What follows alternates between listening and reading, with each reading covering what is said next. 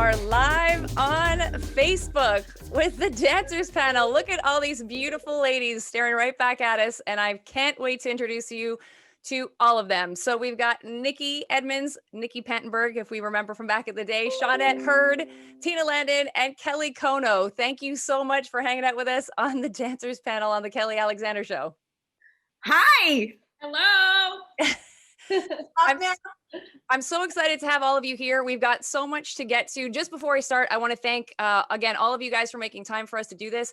And so many of the Janet fans have been messaging us for a month now. Just so excited to have you join us tonight. So thank you so, so much. I also want to quickly thank Mikey Garcia and Heather and Kristen Jerome and Amy Bruckner for doing so much promotion to help us get the word out. So thank you for that.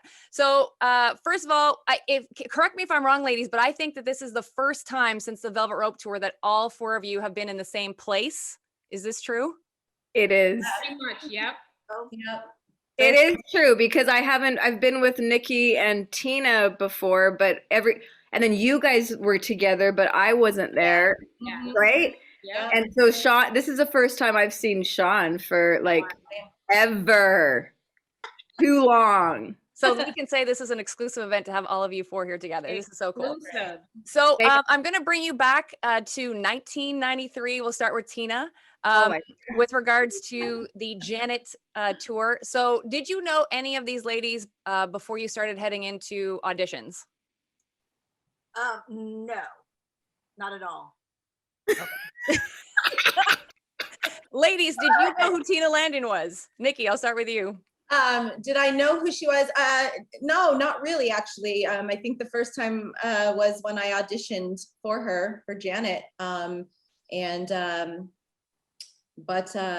no, it was. Sean, did you know who Tina was? No? He's miming now. Knows who we are now. Kelly, did you know who Tina was? No, I mean, I think I knew her from being in from seeing her in the Rhythm Nation project, right? Like, I think that's how I knew her, but I didn't know her personally. And I was like, I knew she was a beast of some sort that I had to get ready for. Tina, tell us how those auditions went down. So did you just do like a huge cattle call? Like, how did you get all these beautiful people in front of us? Yeah, especially back then, every audition for Janet was just a massive one. And for me, I always wanted to see kind of everybody that wanted to audition, right? We never knew what we were auditioning or for specifically, whether it was a tour or upcoming videos. And I just always knew what it felt like to not be invited to an audition or to not get that chance. I was always open to like anyone and everyone who wanted to come. I wanted to see them. But there is a funny thing. I don't know if Shawnette remembers, but I had met Shawnette maybe a month, I don't know, something like that, right before. We didn't really introduce ourselves, but we were both taking class. Sean, I don't know if do you remember this at Tremaine? Oh my God, T, no. Here's the funny thing. So out of the three of them, Shawnette was the only one that I was familiar with. And that's because I got to class late. I ran in and Shawnette looks over her shoulder. And in LA, the dance industry is really competitive and people aren't really nice if they don't know who you are. You kind of get the like, what are you doing in this advanced class? And Shawnette looked at me and she smiled at me and it just made me feel like, oh, there's nice people in here today. Like I felt loved. And so when she showed up to the audition, I was thinking like, oh, please let her be good because she was so nice to me. I want this girl to be good. And she was actually amazing. She really blew me away. So Sean, let's go over to you then. When you were at that Janet audition, like, were you nervous? Like, how did you decide to go? Oh my gosh, I was terrified. And I decided to go because my agent called me and said, go to this audition. But I tell this story all the time. Brian Baldwin was next to me. I remember this. And I was going to leave the audition. I wasn't even going to audition because for some reason, I thought Janet was tall. I was like, she's too tall. I'm not going to get this. I'm too short. Why am I even here? And it just in my own head, right? And Brian was like, you need to stay. You have to stay for this. It's not what you think. Just stay. And that did it. But I almost left. I almost left this audition, I promise. Yeah. That's crazy. Kelly, how did you end up at the audition? Probably the same way I would think Nikki ended up there. Probably our agents. I don't even know if I had an agent actually then at that point, but every dancer in LA knew that it was going on. And it was, you know, thankfully Tina did see other people such as, you know, I was a newbie in LA. So for her to like I was definitely in the open call of some sort, like, because there was a lot of people there. And I remember they saw a lot of people before I even got into, you know, the room. So so thank you, Tina, for being open to to allowing us you know, nobodies in LA. But yeah, I think that's how I remember. You know, we got our little pager and and it said audition or call the agent or whatever. I remember almost talking myself out of going because I was like, oh, they're seeing so many dancers, you know, I have no chance of, you know, but I'm glad I went. So here I am. You know, I know you love when I ask you to go back into your memory, but like, do you remember them sticking out to you? Like how, like, I know Sean already stuck out to you, but Kelly and Nikki? Completely. So here's what I remember. I remember Nikki's long, beautiful, curly hair, and she was wearing like a matching jean on jean outfit. Oh my God. It's fashionable. Total like baggy jeans and like a bag, like a jean, either jacket or jean half top, something. I remember Shawnette's audition because here I thought she was a sweet little girl, right? And like she was going to be all dainty. And I remember at the end of her freestyle, she went like, oh my God, I love this girl. Like, and once you know Shawnette, you know like, that's her. But I remember that. That's amazing that you remember that. Like the specific things that you're remembering right now is amazing. Shawnette, can you reenact that? Oh, absolutely not. I'm going to play myself if I do that. Kelly was somebody who she like kind of glides across the floor, right? Kelly's very unassuming, like she's quiet, she learns her stuff, she gets in rehearsal, but I just remember that Kelly had like this really special chill vibe about her. That was just Yeah. if she was nervous, she would have never known. Yeah, right. Oh my God, are you kidding me? And so when you whittled them down, like how quickly did Janet become a part of this mix to make final decisions with you? Because who made final decisions on Janet Tour auditions? Technically her, but with a lot of me going, these are my favorites, but here's like the last 10. And then I would like star or double star, like these, if it were up to me, this is who I would choose. And we were usually pretty, you know, even on what we were looking for and what we liked. So it wasn't, I don't remember ever talking about one or the other, say like with any doubt. So you guys get the job. What is first day of rehearsals like when Janet strolls into the room and like you're all starting to bust a groove? Tina, did you already have like a bunch of your routines ready? Like was If ready? Like what was ready? We did That's the Way Love Goes, didn't we? Yes. Yeah, we started Yes. with The Way Love Goes. But that wasn't really even, we hadn't started dance rehearsals yet for that, right? Because Ladies, can I interrupt you for just a second? Because we have a very special guest actually that's coming in to say hello and you don't know this. So this is a big surprise. You ready for this? Yes. Who's here? Oh, Jimmy! Jimmy! Jimmy! I think Hi. we're connecting to Jimmy, can you hear us? Oh, let's see if we can take him off mute. Look at how dapper Jimmy's looking. Oh, look at I'm going to ask him to unmute. Jimmy, I'm not sure if you can unmute your microphone and we'll see if we can hear you for just a second. Oh, Jimmy, are you there? I am. There he is. Jimmy! Jimmy! Hey guys. How are you? Good. How are you guys doing? Good. Good. Good. How are you? I'm good. As my partner Terry always likes to say, upright and breathing, which is better than the other Right way. breathing. I love that. Yep, upright and breathing. Definitely. I love that you are here with us. I know. This I is wouldn't awesome. miss this. By the way, it was funny because Kelly, when I first saw it and Kelly had put it up, I thought it was last weekend. And I think I texted Kelly and I said, wait a minute, isn't it? Wait, did I miss it? Like what happened? And she said, no, it's next weekend because I didn't look at the date. I just thought that it said Sunday. And I was like, oh, I got to be a part of that. I got to definitely see that. Yes. Oh, I'm so glad you're here, Jimmy. So glad. Definitely. I remember going out to Minneapolis and being at your studio out there. That was fun. Actually, let's talk about that. So for the Janet album, because Tina, I know that you were there. Did you all guys go to be a part of some of the recording process? Like, were you, or was it done when? Why For the were we Janet out album? there? Tina was there, right, for some of it?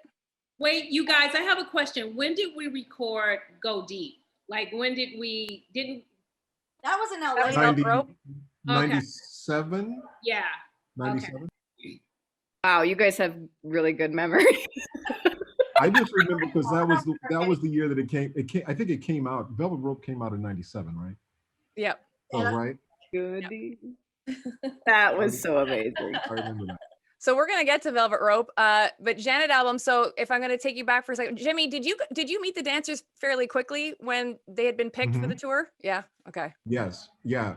Absolutely. I met everybody, and it was so cool because it was like such a family, and everybody kind of hung out at everything. I remember a lot of you guys being at the studio when we were recording and doing stuff, which was very informative to us because we could have a track on and you guys would already be thinking of steps forward and that kind of thing. And that was great because it helped us a lot, like, just in the creation of the music to see how you guys moved to it or how you guys responded to it. So it was very inspirational. Kelly, Nikki, and Sean, how quickly did you hear the entire album? Like, because obviously you started with That's the Way Love Goes for the Janet album, but did you hear all of it pretty quickly, or did you start really one by one and then moving to If? Like, what were you given? I don't remember hearing the whole album in one sitting. I think we just slowly started to get introduced to the different tracks. Mm-hmm. Exactly, right? Like I feel like Tina, you would probably bring it in the room and play it for us, or right? Like, I didn't even join these guys till later on. Like they were together for a minute before. I remember sitting in my hotel room one day watching like the intro, the That's the Way Love Goes intro of all the dancers, and I was like, oh yeah. But then, and I just like wanting to be a part of them, and then became a part of them later on. But I remember hearing the album just going, oh my God, I want to be a dancer for her. Tina, can you explain how Kelly came on? Because you said in an interview, Kelly, that you and I did, that you didn't get to come on right away. I think Jennifer Lopez left first, and then Tina gave you a call. Yeah, I think Jennifer was in That's the Way Love Goes. She was, obviously, she was, and then she went off to pursue her little acting career. Worked out for her at least, so that's good. It definitely worked out. Oh my gosh! But Jimmy, seriously, hearing you say that about like anytime you stepped foot into the room, we were just like, oh my, like it was just such a joy for us to have you around and have your energy in there with us, and always made us feel so comfortable. Never did I think you were some huge major music mogul producer. Like, you were just so cool with us, so thank you always. No, thank you guys. And the impact that, I don't know who all was there, but I do remember this. You guys, I've told this story, but I don't know that you guys know it. So That's the Way Love Goes, when I did the track for that song, I remember thinking to myself that I thought, man, this is a great track. I love this track. And I played it for Janet, and she wasn't really feeling it. She was like, it's okay. So I remember over the Christmas holiday, I believe, she was going to Anguilla. And I don't know whether any of you guys went on that trip, but when I put it on the cassette with her, right? And I sent it. And then when she came back, I said, what song do you want to work on? And she said, oh my God, that song, we got to work on that song. And I said, which song? She said, the track you gave me, I said, the one you don't like? She said, no, I love it now. But kind of the way that the video was kind of that explanation that I'd given her tracks, and you guys were there, and she was kind of playing different little snippets of stuff. And that track came on, and you guys all responded to it. And then it was like, oh, wait, I like this. And it totally changed her mind about the song. So thank goodness for you guys having an influence on that, Yeah, but I remember we were all prepared and learning If, because that was originally going to be the first release, right? Because that's what people expected from Janet and Michael. Was like, they got to come out with a bang. It's going to be a big dance thing. And then like partway through rehearsal, it was like, we're actually changing tracks. We're going to come in underneath and cool. And that's the way Love Goes really just kind of turned into freestyle and hanging out. And really it was kind of a replica of really who we were as a little family and hanging out in rehearsal. And when we I do remember going to Hawaii. Weren't we in Hawaii learning If? Yes. We all stayed. I mean, I remember that now. And we were so stiff and sore. We couldn't walk the next day. I remember this. Yes, I had forgotten, but that, yeah. Yeah. Worked our butts off. We She took care of us very well. She treated us very well. And all the time. All the time. Yeah. When you guys were getting ready to go and actually start the tour, Jimmy, did you and Tina work it all together with, I know some of those like transitions, or were you working with the musical director, Tina, to make those parts happen when you're staging the show? At that point, it's usually me and the musical director. Obviously, when Jimmy would come around, if anything he had to add, we were like open, but he's usually back in the studio at that point working, and then I'm with whoever the musical director is, because a lot of that stuff comes out of necessity. It's like, oh gosh, we need to elongate. Like, part of the reason If had that long ending on tour, or Janet would look and, you know, take things off slowly, is because we needed time to change and breathe that stage.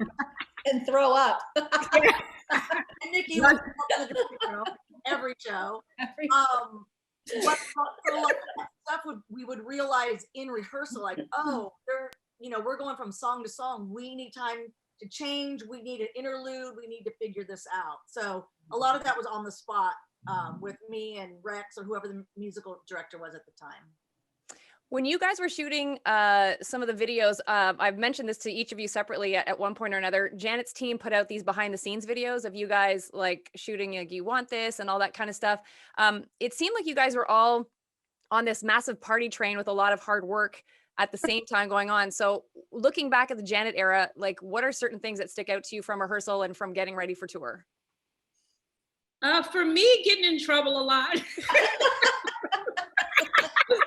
I was the knucklehead, just always getting yelled at,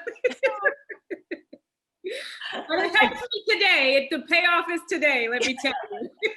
Yeah, we still all talk about, like, I mean, literally the things that Tina instilled in us in those rehearsals still live with us today, even just, being prompt and professional and all that. So thank you, T. But but I would have to agree with you, Kelly. It was a party train with a lot of hard work. Yes. Like, that's exactly what it was. I felt like every day we woke up, even though we were so sore, so exhausted, it was like we were so excited. You know what I mean? What was next? Like, there was always something that was happening, and somebody walking in the room that, like Jimmy would walk in, or whomever, and you're just like, who is that? Where are we going next? Oh my God, we're going to Hawaii. Like, it was just like, it was crazy. Yeah. So I have to ask you about a couple of certain incidents then on the Janet tour. How about the New Year's Eve performance at MSG heading into 94? Like, how exciting was that? Jimmy, I don't know if you were there for that, but obviously Janet fans, that's a massive performance for us. So what was it like to be there on New Year's Eve 93 heading into 94?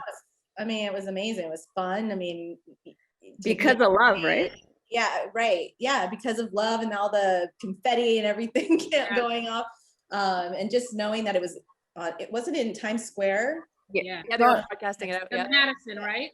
Madison or something. I forget. It was some big thing, but it was a good feeling. It was fun to be on stage and bring in the new year and the family, because at that point we were all family, and it was nice to be with everyone and enjoy. And was there extra pressure when you're doing an event like that? Because obviously being beamed into Times Square where millions of people are watching this happening. It's stressful. Yeah.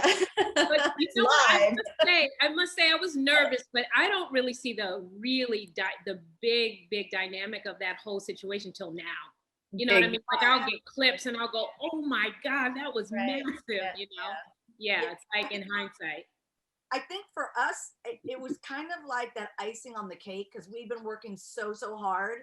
And it's like, and then, we love to, like, if there was an event that we would all go to afterwards for Janet, and we got to kind of party together in a safe, like, I have to say it was VIP, so you didn't have to pay for anything. You got you didn't have to deal with any crap. So to be at a New Year's Eve event in New York, to be on stage, working at like the biggest artists, like it just didn't get bigger than that. So for us, it's like we get to like perform our life party on stage in front of millions and bring in the new, it just didn't get better than that.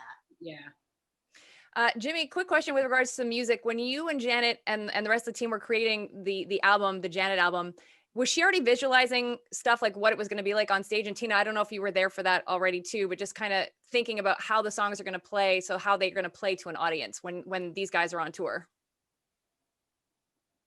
Well, for me, her mind was always thinking about each aspect of what it was. Like she had creative ideas as far as what the visuals would look like. I think what the dances could potentially be.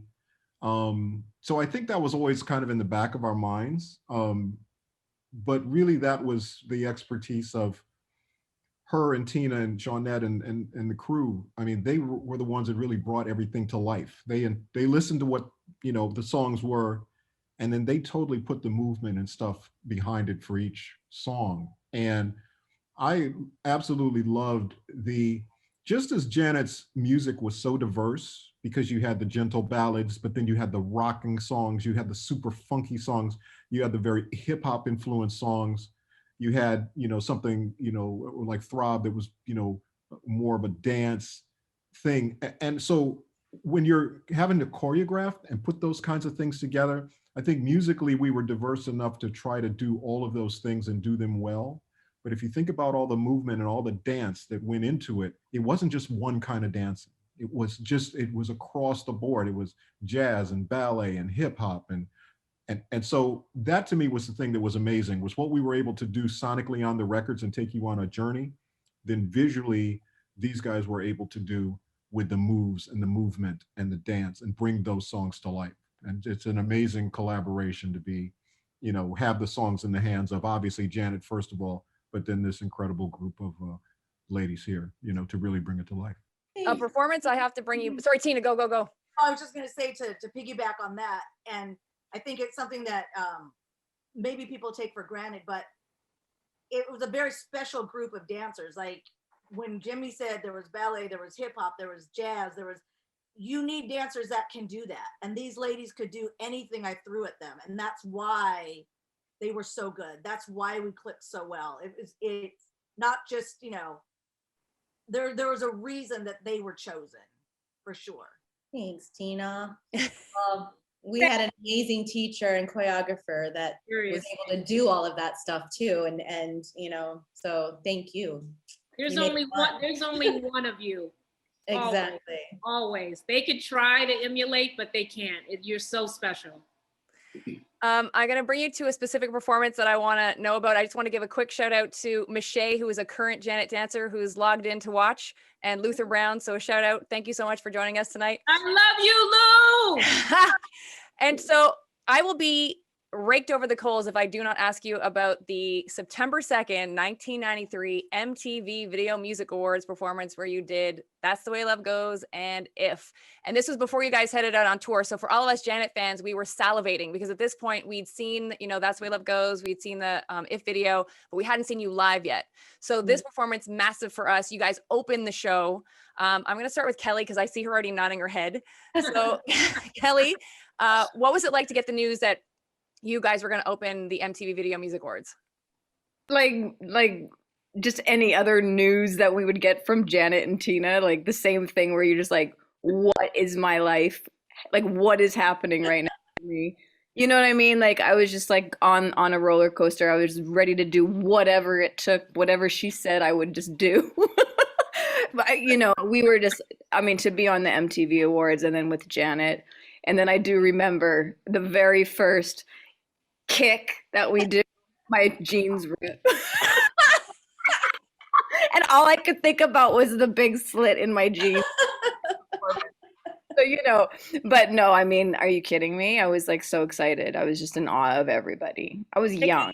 Nikki, how did you feel getting that news? I mean, I think that moment was like, oh, I made it as a dancer. You know, it was kind of, that's what we strived for, and to be a part of something so special. And like Shawnette said earlier, I don't really think we totally realized it until later how special it was. Because we're just doing our job and you know, doing what we love, and performing. It was amazing. I remember just being so excited, and when after we saw it back, it was like, oh my God, that was awesome. It was so cool. Sean, how did you feel? I just knew, I was like, this is official because Lenny Kravitz just walked past us. Did you do this, Sean? I was I was like, okay, Lenny Kravitz just walked past us. We're legit. It is official right now.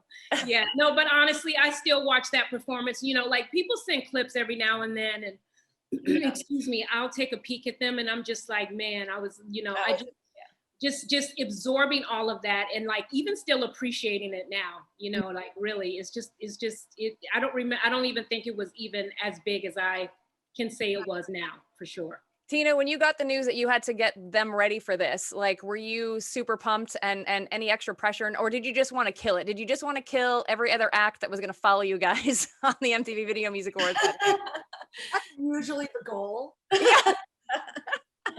Yeah, I think that on one hand, I was probably definitely freaked out. Like, this was a big show. This was a big responsibility. We're the opening act.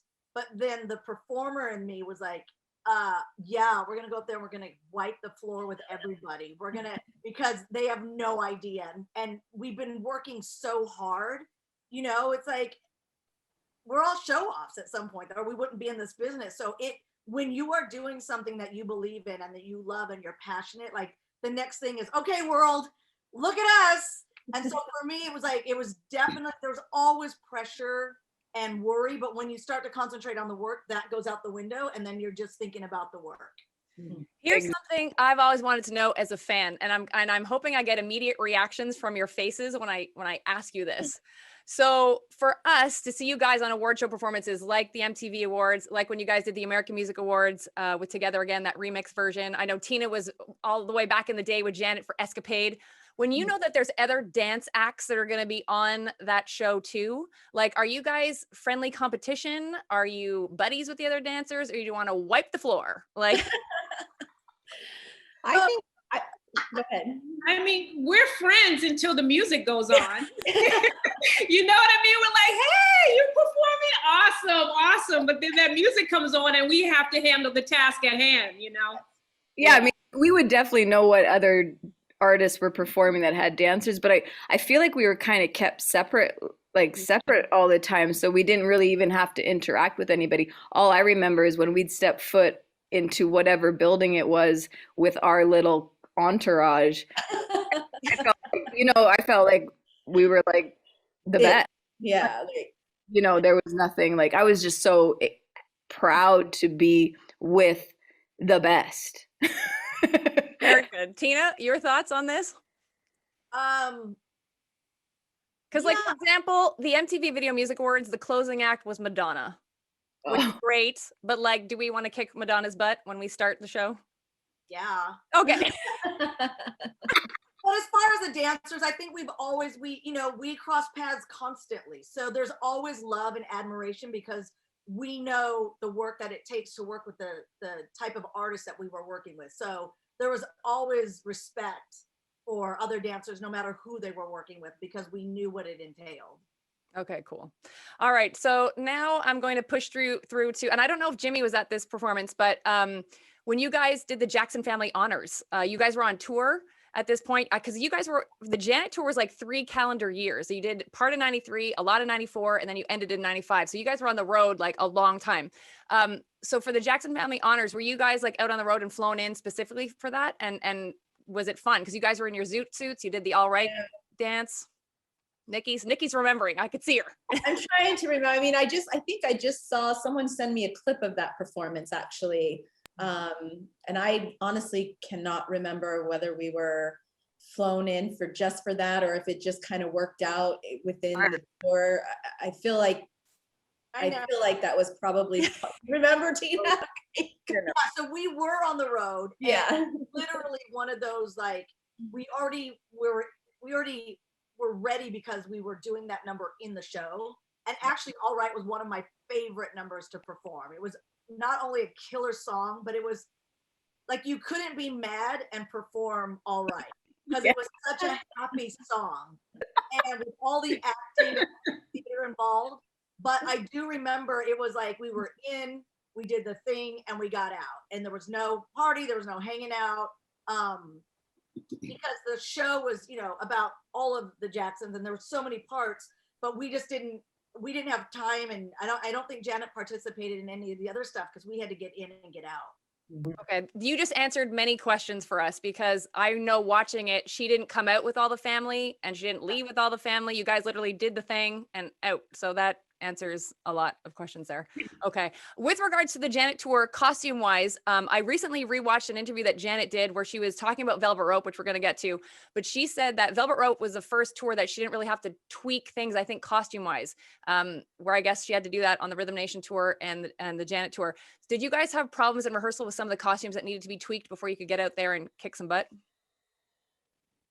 I mean, I needed a tweak at the black cat costume because I got stuck on the fucking stage and Janet had to come save me. And I'm trying to stay in character because I have Tina on my mind. I'm like, I don't want her to think I missed that step.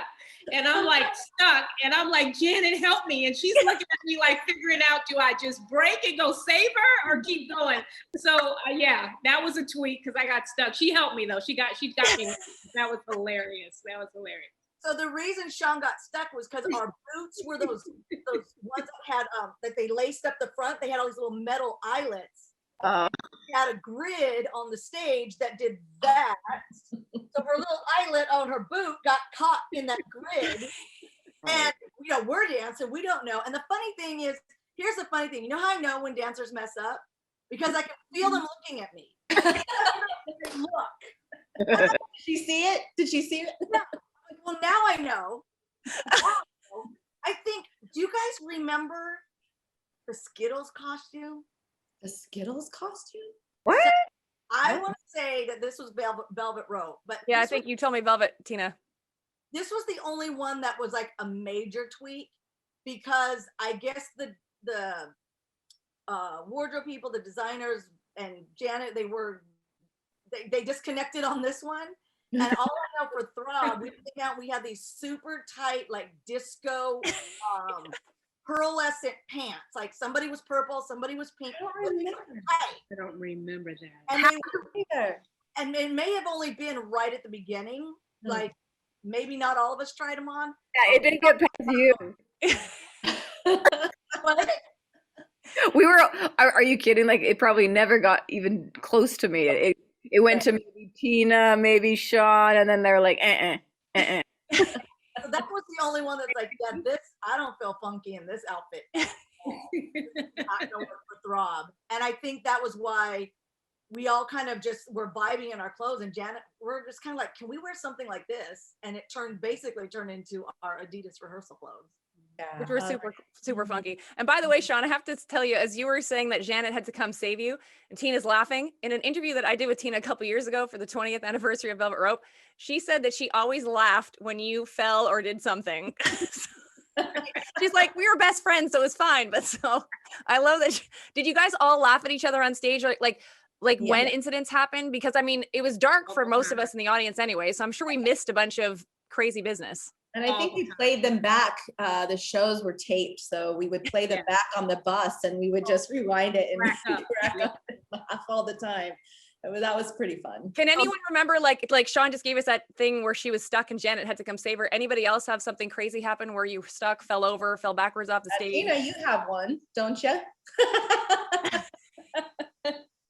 when she ran across the stage? Yes.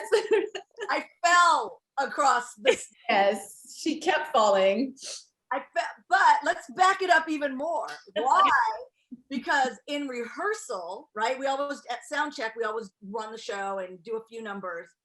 Shawnette all the steps like a 6-foot drop of doing Black Cat. So we had to restage everything, the whole show, because she was hurt, right? Okay. So that one I didn't laugh at. Yeah. So when we got to Rhythm Nation, I knew that was a complicated stage formation movement. And I just remember I was looking at Nikki, trying to give her the eye, like, you go over there. Remember, you go over there. And I tripped over my own feet, and I went like, do. I mean, it was like one of those, like, I touched the ground, I saw my face, and it didn't hit. And I got back up, and I jumped into the drill for Rhythm Nation. God. And Sean Cheeseman was back here going, Laugh. ah! Ah! He was screaming. The front row was very confused. Jan was looking like, why are you guys all being so obnoxious? I flew from stage left to stage right. I guarantee you we played that on the bus probably Over and over again, for sure.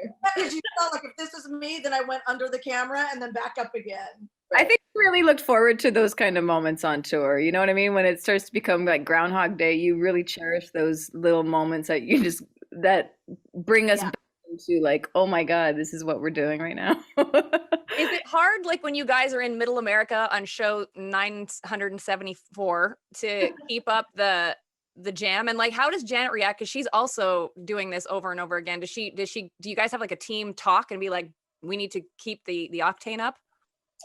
I remember just, going out every night and just giving it my all. It was a passion, and you just loved performing. So I don't think it never got old to me. It was always fun because it was a different city, different people, our bodies got tired, but I think once you get out there and you have all those people yelling and screaming, you just, you snap out of it, and then you're there with them. And I think I would say we would get to the venue really early, and we would sleep. Like we would take naps until it was time for us to get in our makeup chair. Yeah. And then we'd go shopping on our days off, right? Exactly. Yeah.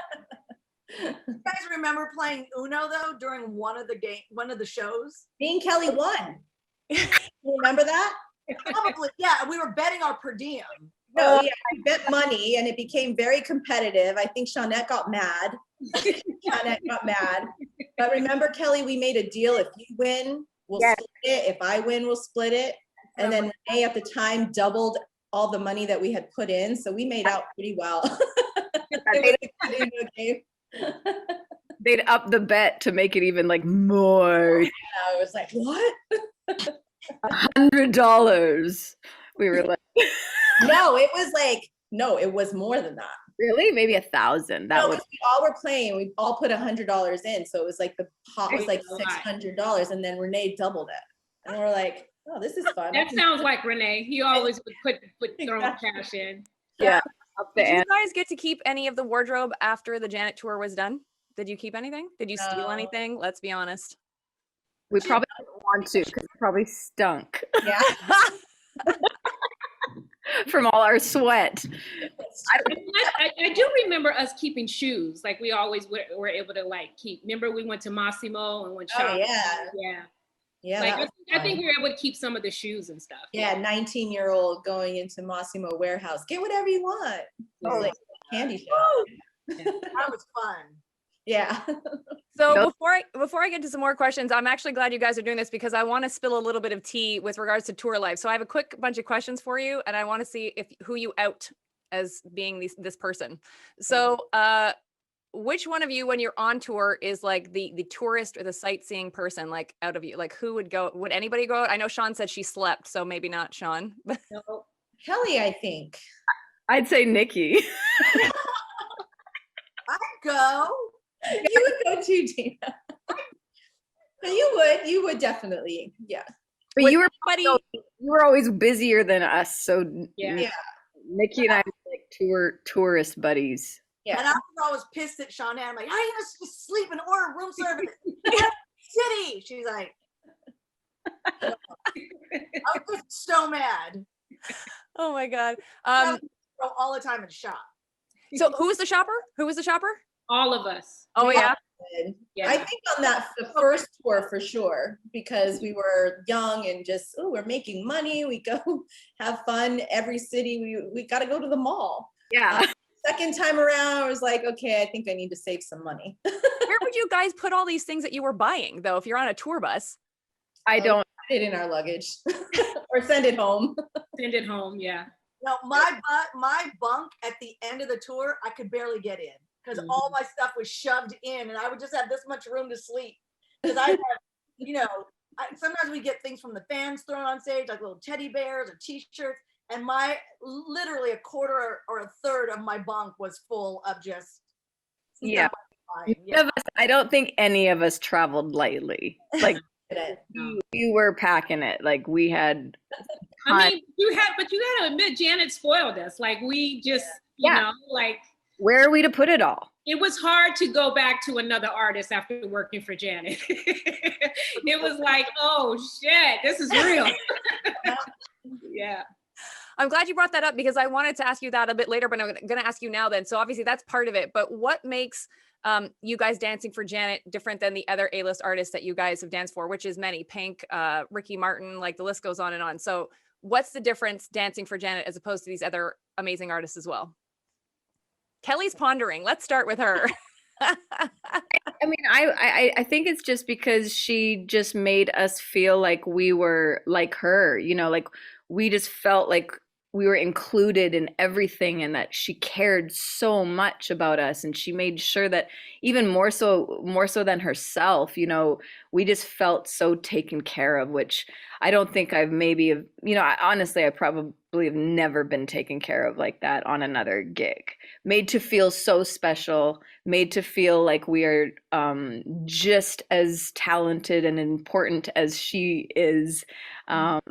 That I think that's what sticks with me, is just feeling so like I was a rock star, which I definitely was not. Yes, Nikki, what's your answer on this? I think the same. I think dancing with Janet,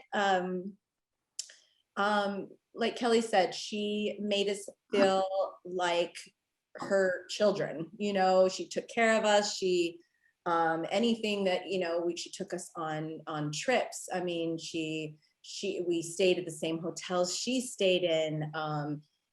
She was just so generous. And I think that's why we were so close as well, because of her, because she made that family, just made us feel like family all the time. So we were able to feel comfortable and give we were at our best because she made us feel so good and like I said, took care of us so well. And we were like happy. I mean, massages. I mean, she just took care of us so well. I mean, that's all I can say. And you don't get that with every artist. Not every artist can do that.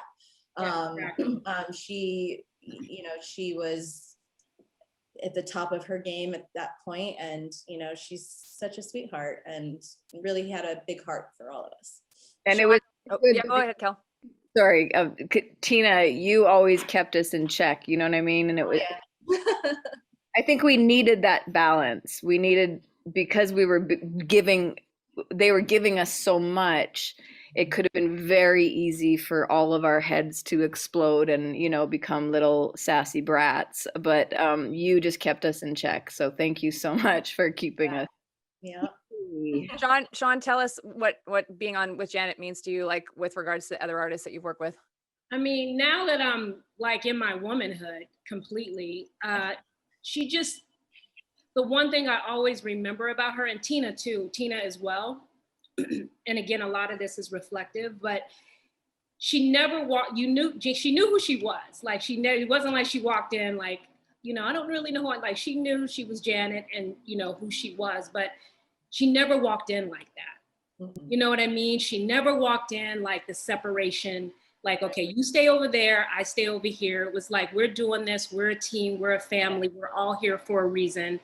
You know what I mean? And don't get the lines blurred, but we're here for a reason, you know? And I feel like Tina was the same way, you know, like she just, always made us feel like you're here for a reason, and I'm here to guide you and teach you, and I hired you for a reason, and rise to the occasion pretty much, and kept us accountable.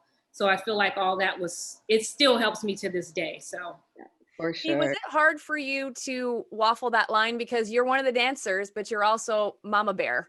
So like, was that hard for you to ride that line? Sometimes, yeah, it was, and at that time, like Kelly and Nikki, we were roommates. Shawnette only lived maybe a mile down the street, so she was always over. So even off tour, we were always together. So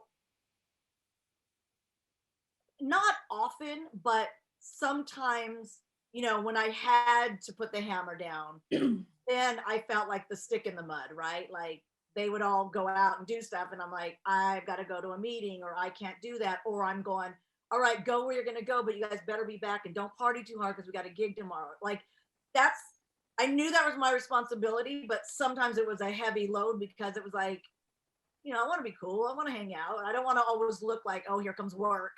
It's not here. The party's over. And so for me, sometimes I felt that way, not because they made me feel that way. It was just because that was one of the hats I had to wear. But I will say for the most part, it was just, I was just one of the gang.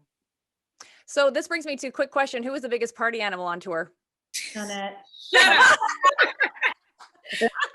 Me, Oh, for yeah. sure. And yes, I'm going to mention you, Michael. Michael's Yeah. good. For sure. Sure. Yeah. Yeah, and a shout out obviously to Michael, who no longer with us, but we dedicated the Velvet Rope 20 to him, and obviously so important to all of you. So we're sure he's here with us in spirit. I'm gonna bounce you through like Janet tour. Now you're kind of on hiatus, but then Janet puts out Design of a Decade, Runaway video. All of you are in this video. How awesome was the video shoot? Because I know it was hot. There was an elephant. You were standing on a wing of a plane. So Nikki's nodding a lot. So Nikki, what was your thoughts of being on that? Because it was such a great song. It was so different. It was like super eclectic, which Jimmy, you're going to talk about that song in a second. So go Nick. It was just another one of her amazing videos that we got to be a part of. I feel like every one of them, you want this, every one of them was great. Now dancing on a wing of an airplane was quite challenging. But we did it. I don't know. It was something I can add to my list. Was it hard in those? Because you guys were in those like wrap dresses, right? It looked like it was hard to move. Sean, was it hard to move in those things? It was difficult. Yeah, it was really difficult. But I must say, like that, I think that was the video where I kind of slowly started paying attention to the technicalities of filmmaking, because it was just so incredible. Yeah. Like I remember going, wow. And then Tina's like choreographing us, and she's literally blocking us. She's just like, don't move. And she was telling me not to move the most. like go over there, get over here, because it was so precise. So I do remember that very I think well. it wasn't the actual the skirts that were confining. It was more of being careful of dancing on the wing of an airplane, because you make a wrong move, you could slip. So we were trying to kind of keep it together. So Kelly, what do you remember about that shoot? Yeah, I just remember the crazy costumes, loving the costumes, loving the fact. Did you remember my beard? You remember? Oh yeah, that's right. Right. I got a beard for some reason. Remember the painted face? I ended up with the beard. So There always has to be a bearded lady. Come on, man. Tina, when you and Jimmy, if you can unmute yourself for this one, when you guys were doing the song for Runaway, did Janet want this kind of like vibe that was like very like worldly, like it was like all these different cultures that were in that song, and then Tina, you had to come up with moves for that. So what was that like? For me, it was funny because there's a lot of times as a choreographer where it's like your heart and body wants to do something, but then your head's like, maybe you should try something else. And when that happens to me, it doesn't ever work. Like I have to listen to my body. And so when I was first, it felt it made me feel like my Hawaiian dance roots, right? Like I wanted to pull some of that stuff in. Janet wasn't really sure. She was like kind of iffy. And I wasn't super like, no, this is it for sure. So I actually worked with a guy named Masai. And And the funny thing is, he brought a lot of some like these African things in there. And when he started to move and I started to move, I'm like, yeah, this is what we're doing. Maybe it's some Hawaiian, like there was some Hawaii, because Hawaiians dance with their hands. So that really just, it reinforced like, yes, this is what it needs to be. And I knew that Janet was going to be a little bit resistant because it was very feminine and very flowy. And once she accepted it, right? I mean, it looked beautiful on all the girls. I can't remember why I didn't get to be in it, but Yeah, that's a good question. I was just thinking Well, that. it was probably the fact that you couldn't be on the wing of the. There's no room left, right, while Nick? while you were trying to make sure that we were doing the right thing. So, and I actually just need to bring you quickly back to Janet Tour for a second.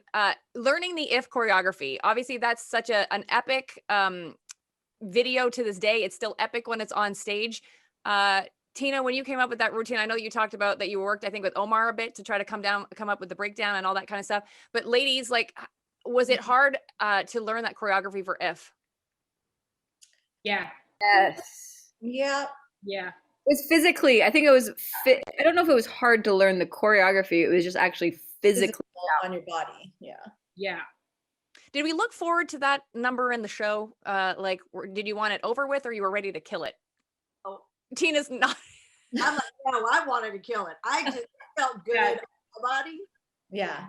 Yeah, I mean that 100%. You cannot deny that song or that choreography. No. Like if you want to go to sleep on that song, something's wrong with you. Yeah. And the choreography, you know what I mean? I Seriously. think the one song that I do remember always wanting to hurry up and get it over with was Black Cat.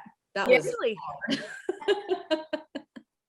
Black Cat was always so hard. Wasn't it if, so Kelly, there were times when if the dancers weren't getting it right, I would make them do it one by one, right? Oh. And I think it was the second verse, or is it the first?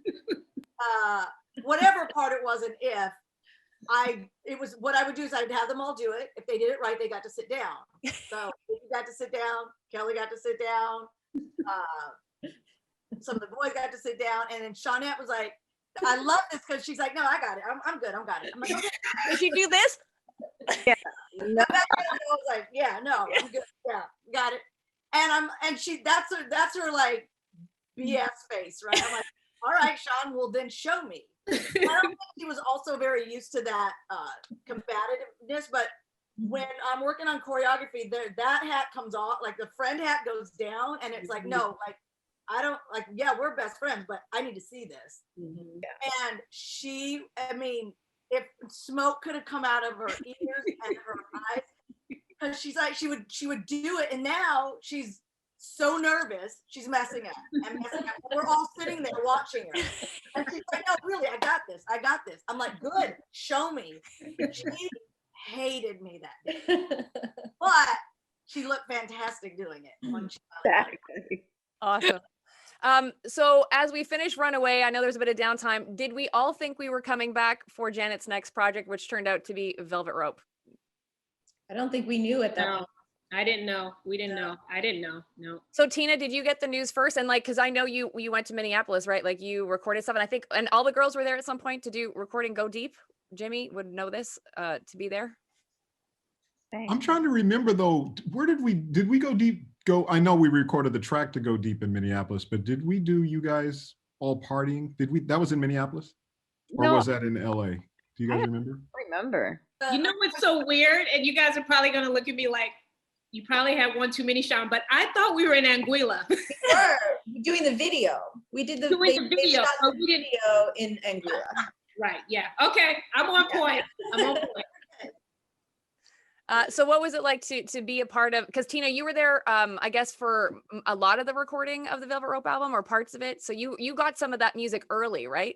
Yes, and that was wonderful because I love to sit with stuff for a long time, right? Like I will listen to a song over and over and over because every time I hear it, I hear something different. Some, like I remember doing, are we on Velvet Rope right now? Yeah. Yeah. Okay. So like when I first heard You, I was like, ah, ha, ha. I know what the sample is. Oh my God, like I couldn't sit still and I couldn't wait to work on that song, but I would always work in order. So for me to be listening to there's just nothing better for a choreographer, right? To be able to be there from ground zero and like hear how it's created, because a lot of times when we get the music in its final stage as dancers, you don't hear all the intricacies, right? Sometimes they get lost in the mix or they get thrown out. But to be able to see it and to start to visualize, like we didn't really even talk about what the tour was, but literally the music spoke to me. I was like, oh, this is this vibe. I've got to pull this out of this song. So I remember You was like one of my favorite songs. The Velvet Rope was one of my favorite songs. Like that to me was, and I think that's the beauty of Jimmy and Terry, is that for me, it's really, and probably for any choreographer, it's really hard when every track sounds the same. It's like, okay, how do I get creative on this? It's the same beat. It's the same vibe. And there was nothing the same from the Janet album or the Velvet Rope album. So for me, it was just like, great. What color do I get to paint with today? Ooh, what do we get to dress up like today? And it's like, every song was different. And to be able to be there at the beginning, it was like the time I was ready to work on it, the song was already in me. Like I knew every ounce of the song and the licks and the, accents and stuff. So it made it that much more of a richer experience for me. I'm going to get to some of the specific choreography, but I want to ask Jimmy, just to set the scene with regards to the music for Velvet Rope. Going into that album, was Janet very aware of what she wanted to create, or did you guys just go and saw what happened?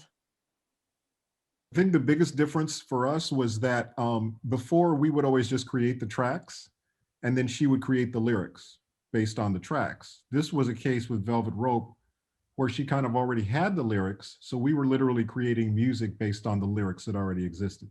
So she already had the idea of what Velvet Rope would be, what You would be, and that type of thing. So it was kind of the opposite. So it made it a different creative flow for us, but one that we thoroughly enjoyed because it was a challenge for sure. And emotionally, it was tough because she's a hard worker, as you guys know. She will work hard and she'll be the first one there and the last one to leave. And that album, I just remember because of the emotional things she was going through, that there were days, like there could be like 3 or 4 days would go by and we just wouldn't work. I mean, we'd still have other things to do, but she wouldn't come in the studio. But then when she did come in, she would be focused and be great.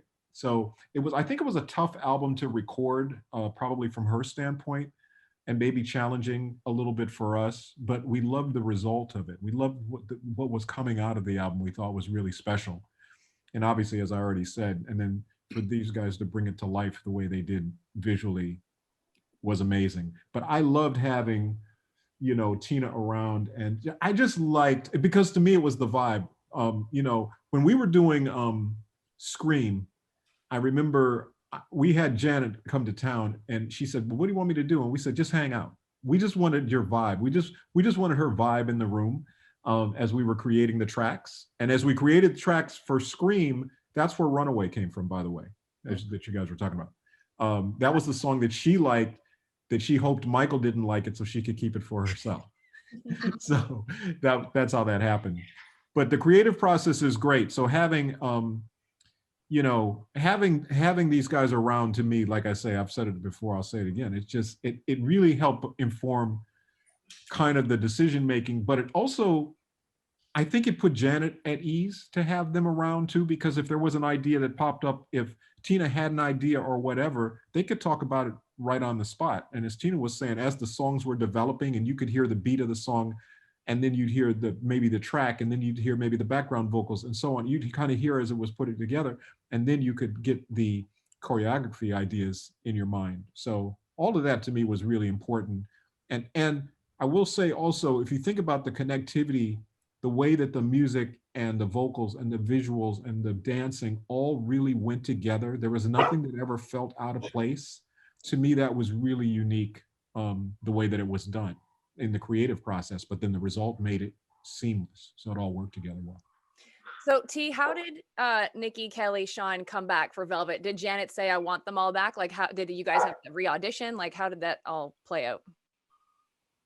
think you guys, I don't think they had to re-audition. I remember we talked about it early on, but because of my experiences, not just with her, but just with the industries, like people get really excited and they're like, oh, we want to, let's call so-and-so and tell them they got the gig. And then they think about it a little bit and then they go, yeah, that person's not going to work out.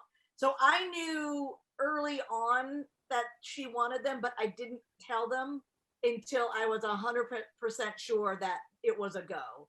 Because the last thing I want to do was like get somebody's hopes up. Mm-hmm. Kelly, what did it feel like when you got the word that you're coming back for Velvet?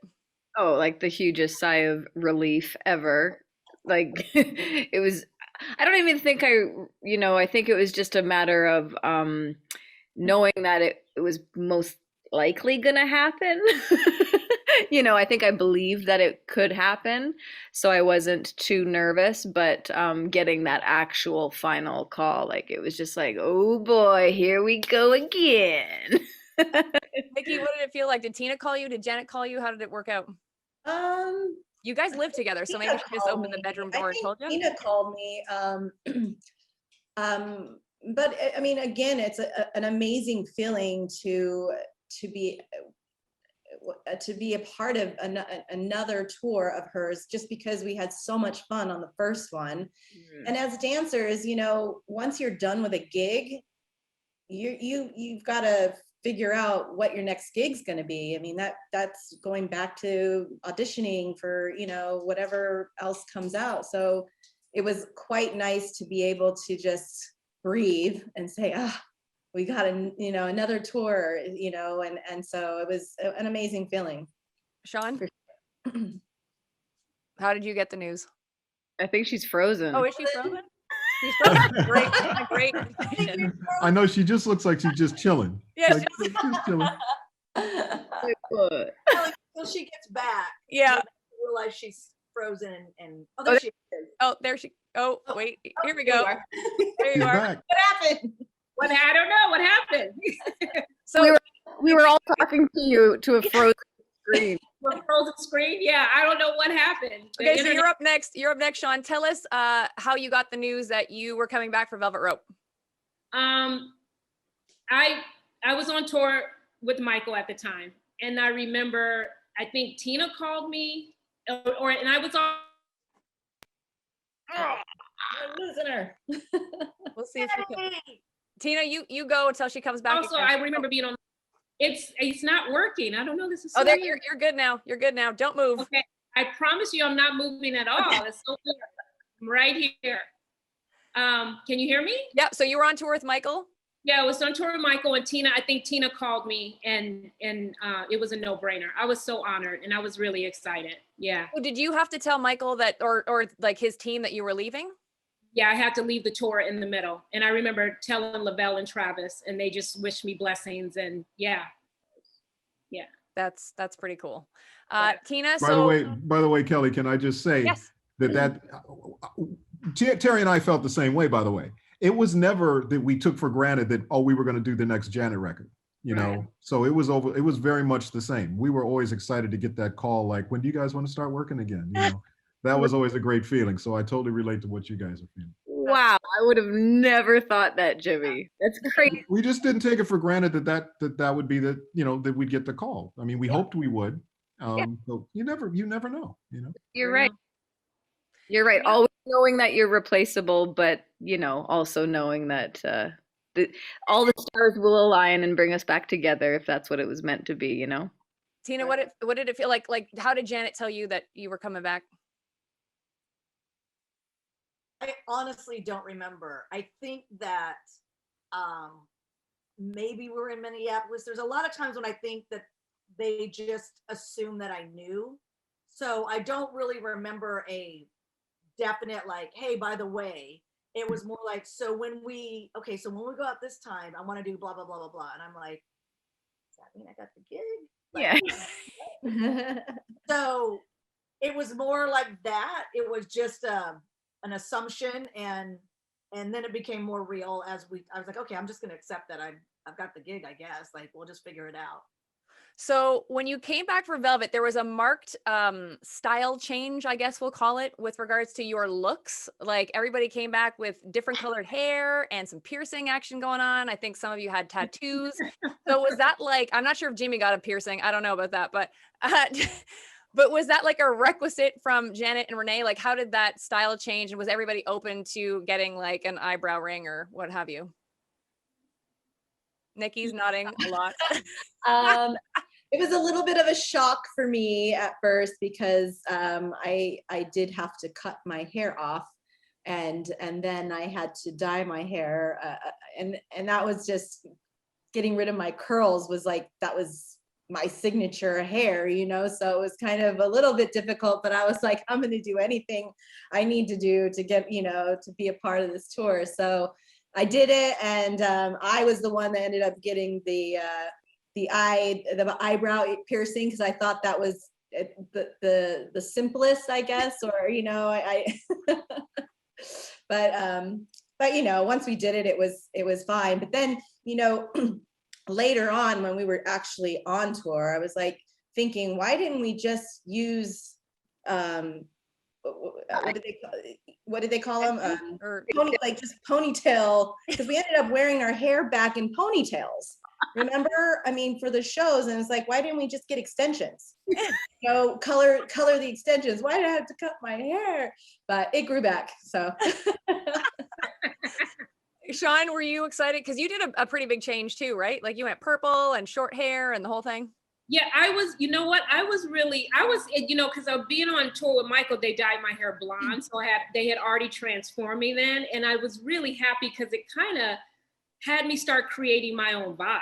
You know what I mean? Like it introduced me to my own artistry and my own vibe. So I felt like it was really good for us to create for me to create a look, and it helped me kind of be okay to stand out, you know? So it was, I liked it. I enjoyed it. I didn't really enjoy the piercing. Because of course I did the one on the nipple. That shit hurt. I've got some pictures. I was like, oh my gosh. You know, I was happy about it later, but in the interim, I was like, what the hell did I just do? Yeah. Kelly, how did you like, because you got a piercing here, didn't you? I sure did. I still got How'd that go? I still got the mark to prove it. No, you know, I mean, from what I remember, I think it was just like a guided, anytime like, you know, you have a team of people around you helping you do these things, sort of like Shawnette was saying, just creating a look. Like I didn't have much style. I didn't know what to, like, I need people to tell me what to do. You know what I mean? That's like, Tina, tell me what dance steps to do.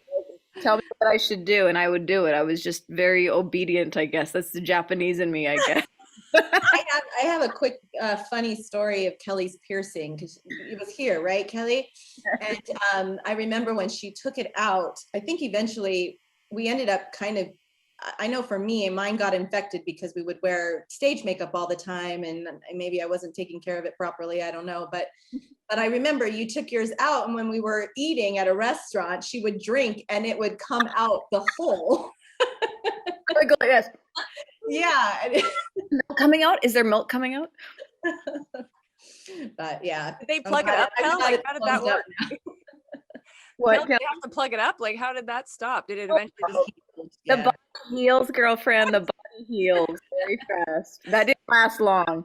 Tina, so you went super crazy. Like, oh, I know you'd had a bit of short hair on Janet tour, but like then like platinum blonde, spiky, the whole thing. And you had didn't you have an eyebrow piercing too? And you got tattoos. You were rocking. Oh, you were down here? I had tongue Oh, piercing. tongue. I already had my nose. I think I went from the last tour. I got my nose done. I think Kelly, you went with me, right? And because I think I almost broke her hand. Yeah, I did. On Melrose. And then the funny thing is with my hair, I had like Janet didn't tell me to change it because it was already short. It already, had my look from the last tour. And I went in to get it just trimmed up. And there was this picture of this blonde, it was like a Gap ad, but it was on the outside. She had super short blonde hair. And I kind of went, and I sat down in the chair, and my girl, Kara, she's like, what are we going to do today? I was like, how much time do you have? I was like, I want to look like that poster. And I came out blonde. And I was like, oh, and just like Sean said, it's like that just changed my whole personality. I love that look. That's like classic Tina look. So when you guys go into Velvet Rope rehearsals, what's different between Janet Tour and Velvet Rope rehearsals? Like, obviously we had new boys to play with on this one, but like with you guys, like you four, was there anything specific? Like, was a different vibe? Was it because the album was a bit more serious in tone? Any of that stuff going on in rehearsals? Well, you know what? I remember I was a little fanning out over Tice because I remember watching him as I'm training and wanting to be this dancer and watching him on Star Search. And now I'm like in a room with him and on tour with him. And, you know, in some cases we were partnering with each other. And I'm like, this is not happening. You know, like I was just kind of starstruck with Tice because he's always been somebody I was like, oh my God. So I remember having that moment.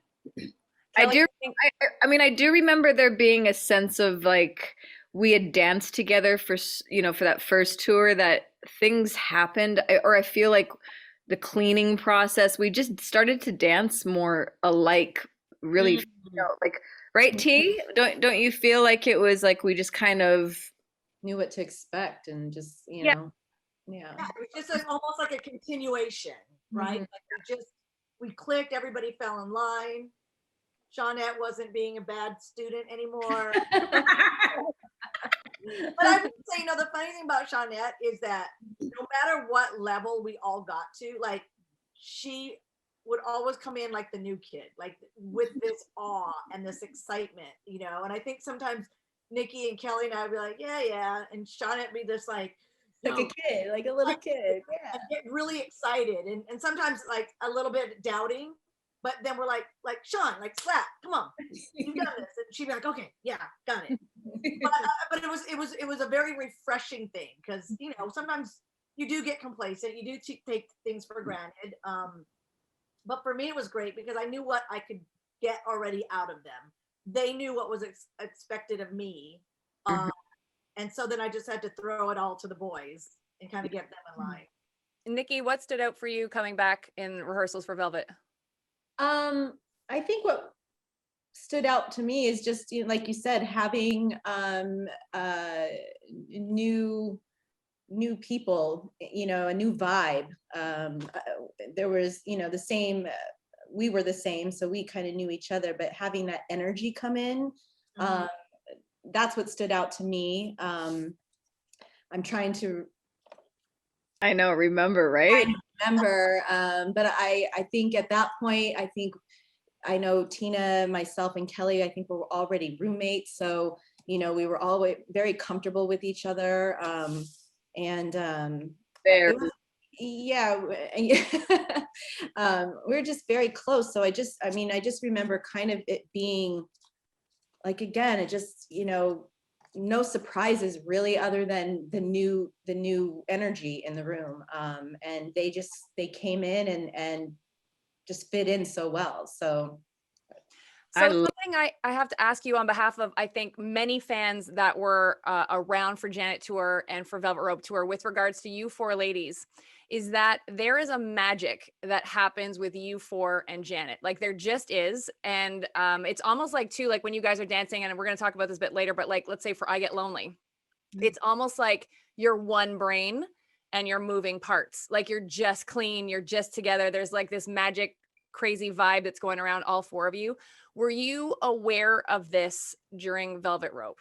Did you know you were magical? But I'm very aware of it now. Like I'm telling you, I'm sorry I have to cut you off because I get goosebumps when I see that tour, when I see the magic. And I truly believe that Tina, she just didn't over choreograph it. She just had a match. She's just so brilliant at her staging, and nothing was overdone. She didn't have, everything was smooth and easy. And I believe that she was the reason, her work ethic and what she expected of us and how she trained us and how she put the choreography on us, made that happen. Yeah. Kelly? Yeah. Kelly, did you know you were magic? All four of you? No, well, I mean, I don't know. I think now I do, like Sean said, but I think in the moment, you're just wanting to do good. You're just wanting to do whatever it is that we're meant to do. You know, if it was rehearse that day, perform that day, whatever, like we just showed up and we showed up ready to bow down. I'm That's gonna just say that Tina's the magic. yeah. Oh, Tina was the magic. She had a vision and she knew how to deliver that vision. So I mean, I have to give it to you, Tina. And you know what? You know where else you can see that, Kelly? I know we're on Velvet Road, but you can see that in the Deborah Crocs video. Okay. Yep. You can totally see it. Like what, Tina, did you have almost every dancer in the industry in that video? And you know, I see Shonique and I see Danielle and I see all of us, and all of us look like one. Like that was still one of the funnest jobs ever, but I just, the way you choreographed that. Yeah. Yeah. Tina, did you know that you had something special going on with these three ladies plus Janet for Velvet? yeah. Like I could just feel it. I could feel us move the same. And I know that I was a real stickler about that, but they showed up. You know what I mean? Like there's just something that, and I think you and I spoke about this before, Kelly, that would happen with us, right? And part of the magic was that it's like what a good actor does. They're there for their partner. It's not about them on stage. And although we all wanted to do good, it wasn't about outshining each other. It was about how do we all do this together so we all look great. And Janet looks like the best that she can look. And we were her support. And, you know, and we really were so close that we could look at each other, you know, and this is what we had talked about before, Kelly, where Nikki and Kelly were bookends and Shawnette and I were bookends. And when life was great, we'd catch that look in each other's eyes and we'd like smile and you could feel that from the other person. But man, if we were fighting, Shawnette and I would look right past each other. Nope, I'm not giving you any energy, but we were professional enough to still go out and care about what this show meant for Janet, for her fans, and for us. So I think the magic also just came in the love that we had for not only what we were doing, but the love that we really did have for each other. Mm-hmm. With regards to I Get Lonely itself, I think each of you have told me this separately, and I'll get the group consensus. Was I Get Lonely for you the best song on the album? I know there was many best songs, but like for you guys to dance to and groove to, because I feel like you've each told me that I Get Lonely is your jam. Yeah, probably still. But I still think of, you know, Velvet Rope was like, whoo, I loved doing that routine. But I also loved Lonely, though. I'd probably say Velvet Rope was a little bit more my favorite because I, you know, wasn't the sexy type back then. Love you. How was it doing because I think Tina's mentioned this before. Was there extra pressure for the Soul Train Music Awards with Lonely because you guys had to rip that stuff off, but I don't think it was Velcro yet, right? Was that like a stressful? Do you guys remember that we were backstage going 5, 6, 7, 8, boom, boom, boom, throw it up. Yeah. Okay, get dressed, let's do it again. We were so nervous about being the one that didn't get their thing off.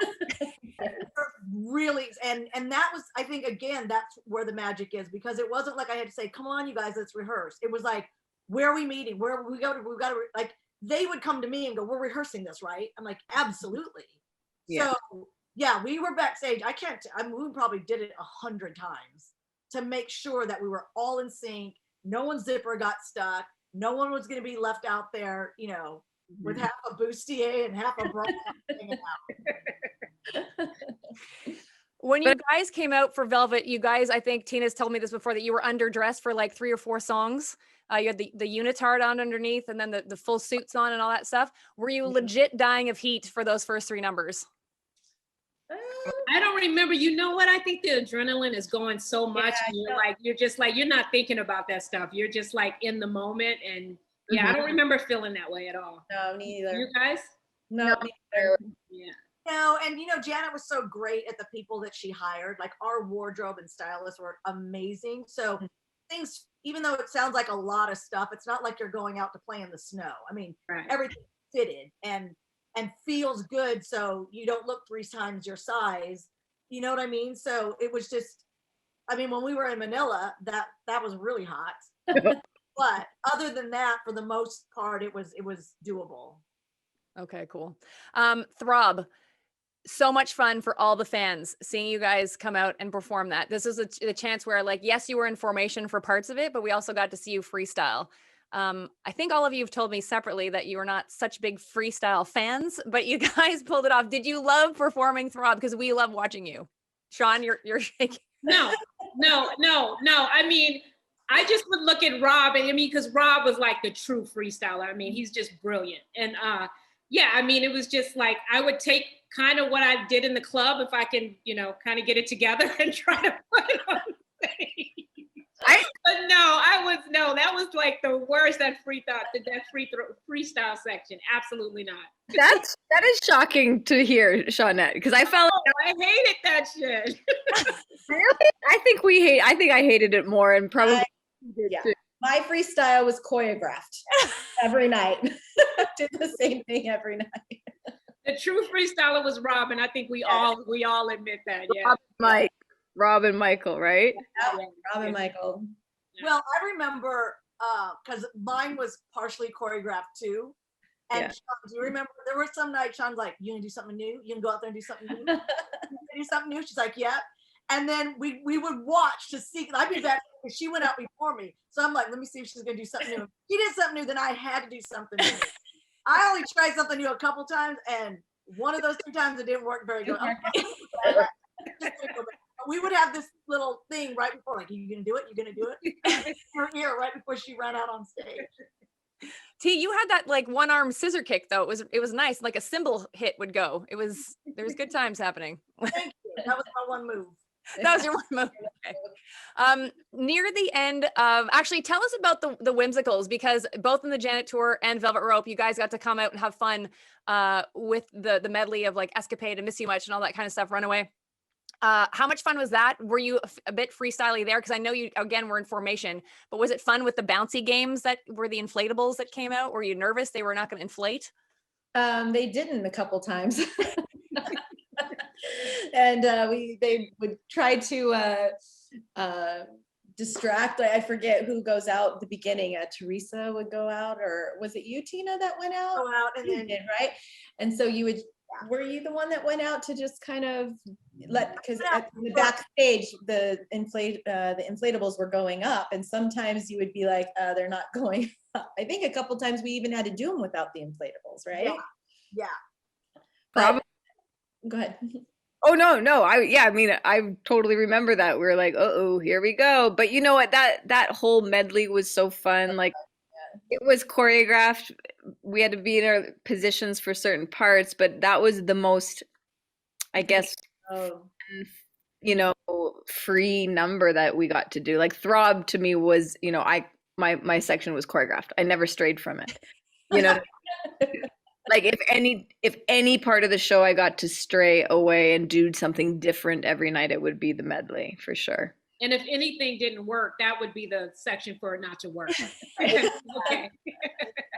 How did you guys, because Tina talked about her love of martial arts, and so you guys had the nunchucks. What was that like, learning that? Was that the bane of your existence? Like, how did that feel, getting that because you guys look badass, you know what I mean? Yeah, I felt badass doing it. I mean, that was really fun to learn a skill like that. I mean, we probably knocked ourselves out a few times, but I remember hitting you. Definitely hit. That's true, Nikki. We were hitting. That's so true. But I really looked forward to that part of Rhythm Nation when we did do that. It was super fun. I really enjoyed that. Kelly, were you good with it? Oh my God, I loved that section. Like the challenge of actually executing it every night. You know what I mean? That kept us all on our toes. You can't sleep on that. Hopping through you don't want to be the one that messed up. You're on your face if you do. Tina, were you nervous about bringing this to them, like the nunchucks, or you knew they were gonna get it, they were gonna kill it? I was more yeah, because I knew I could choreograph it in a way that they could do it, and if we had enough time that if it didn't work, we could change it. I know that I got a little pushback from Janet because if it's not 100%, she doesn't want to do stuff, right? And I don't blame her, but that was the one I was like, yeah, whatever, we're doing this. It's going to be cool. You can't see what I'm seeing right now. I know that they can get it. I mean, if you would have seen this at the beginning, I just remember Michael, like it was just like spaghettis and things going everywhere, people hitting themselves in the head. And then do you remember we did the jump over and then they put us in long trench coats? We're like, oh, wait a minute. And even Janet, like I thought she took her a minute to learn it because she didn't feel comfortable. So she would leave stage at the beginning, at the first few shows. She wouldn't even do them. But I just knew that I love props. I love dancing with props. That's why we had Kane. That's why we had nunchucks. And that's why we, Skateboards, remember the skateboards for you? Yes, the skateboards. Yeah, I just love props. But I knew, I mean, when you have talented dancers, you gotta at least try it. So now we're going to spill some tea with regards to picking the guy for the sexy song. So Sean's already smiling. So was there a plan in advance of who the guy was going to be in each show, or you really picked somebody like in the moment? Are we gonna get in trouble, guys? Did we sign it? I have not cleared this question with Janet, so answer at your own risk. I don't want a phone call later. Tina? I'll go. For the no, like there wasn't anyone who like had to sign something and we're like, okay, that's the person. Like once, for some reason, it became up to like all of us, but mostly Sean and I had bared the responsibility of finding someone. So it's like we're trying to dance. And we're doing if going, okay, I'm looking around. Who's a good guy to pull up on stage? And then we're doing you. And we're still looking for that person because the song's coming up and we're in the back, we're getting dressed going, what, did you see the person in the third row with the, no, not that one. What about the other guy? And we're like, okay, well, I'll check on this number. So we run out and dance again and we got to find that person. And so a lot of it was right there on the spot. And then there'd be some where there just wasn't anyone we want to bring up on stage. We're like, you pick. No, you pick. Did Janet ever veto your picks? I don't think she had the time, right, T? No, she totally trusted us. Like, yeah, it was really on us if we pulled up a weirdo or a stud. It was on us. Yeah. Didn't you have a weirdo? I'm sure there were several weirdos, but Janet said in an interview once that somebody licked her stomach. Yeah. I think that was Sean's call. Did she ever say to you after the show, like, what was that guy about? Like, or no? I mean, we would talk about him, but it wasn't like, she wasn't mad or anything, but we, used to pick of the draw. You got thousands of people coming to the show. You just never know what you're going to get, Okay, that's cool. The section that I think has to be asked about is near the end where you guys get to, I think, relax a little bit. You're maybe not quite yet, but when we get to That's the Way Love Goes, and then you go into Got Till It's Gone. Anybody who's seen that show, it's just such a sick transition. And again, that's one of the places where it just feels like there is magic swirling around the room. So what was it like for you guys to dance that section, especially because you're about to get hit into Together Again? And like, are you more relaxed then? Because it just looked like it was so much fun. And again, that vibe was happening. Nikki's already nodding. She's like, I'm out of this. I'm just trying to remember, like, I do remember at that point in the show, obviously we were like, it's getting towards the end of the show. So I guess you do kind of get to relax a little bit. I think that was even after, was that even after she introduced us? It was around there. I think you guys did those two and she introduced you and then did Together Again. And then we did Together Again. So we just kind of, I think, just feeling, it was always, the choreography is always so awesome. So, just knowing that we were coming to the end, we were able to relax and just vibe with those songs. It was just, I don't know, it was always just. But don't you guys feel with that song, it still came off as very chill and vibe, but it was hard. Yeah. It was still very hard, like, challenging. I felt like physically, unless I was just completely alone on that thought. thought. You're talking about God Till It's Gone? Yeah. Yeah. Honestly, when Tina just taught it, well, not just, but Tina, when did you teach that class? Like, I guess definitely before pandemic, when you taught at Millennium. Oh, right. Yeah. I mean, I was like, oh my God, this shit is hard. Like, yeah. Yeah, that's when it really hit me. I was like, plus I'm older, but I was like, oh shit, this shit is no joke. Yeah. Well, we were going on what, hour 2 as being on the stage, so you know. Yeah, and like song 18 or something. Yeah. Yeah, thanks. What did it feel like for you guys to be introduced, especially if you were in your home city, like Kel, if you were in Vancouver, and when you got the Janet shout out, when she introduced you at the end of the show? What does that feel like? I'm going to start with you, Kel. Yeah, it was like the most amazing feeling ever. Just being in, in Canada, and having, that was like the loudest I've ever heard a crowd for myself. You know what I mean? Like it felt good. It felt good. I will never forget that. I'll never forget my first show in Vancouver and just feeling the love. Like it was like, I'll always remember that. Sean? I mean, I have to tell you, a girl from Inglewood that is on stage and you work so hard for all your dreams and you're on stage with one of the biggest artists and she says your name out loud and you realize like the work pays off. Like that moment where I just did not listen to the naysayers. I didn't listen to my own self being a naysayer, and I just went after my dream. And to see those sea of people, like I was watching the Tina documentary a couple of nights ago, and that sea of people. And my wife was like, how does it feel to perform in front of all those people? And to know I know that experience through the experience of Janet is just awesome. Yeah. Nikki?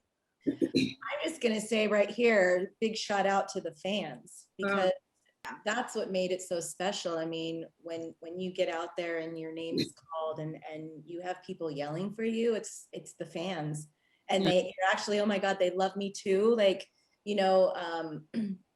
because I was a Janet dancer, I had fans that would, set up websites for me and things like that. So I really appreciated and really felt the love. So, I just have to say a big shout out to the fans, because that's sure. what made it special. For sure. What was it like seeing, Tina, I'm going to come back to you in a sec, but what was it like seeing, because I know, especially as the tours went on and you guys were a part of them, Janet tour, Velvet tour, some of you on All For You, seeing signs in the audience that didn't have Janet's name, but had your name on it? Yeah. I mean, yeah. That was crazy. Crazy. I mean, sometimes I have to go, people will hit me and I'm like, this is like 20 years over. Oh, and you're still you're still giving the love. Like we were on tour yesterday. It just blows my mind. It really does. Yeah. Tina, what did it feel like having your name shouted out, especially because, for the 2 tours, you're the choreographer? It was great. It's like you have this, you're like, all these people know me, and Janet's like, her graciousness that she could have easily just not introduced any of us, right? But that's part of who she is, and like letting people know, like these dancers and everyone just worked really, really hard, and I want you to know them. But I've made a bunch of friends from the tours. I've got my Dutchies and Roy, Franklin, and Chantel, and I've got friends that I've met along the way, which is really nice. But just like all these guys said, it's like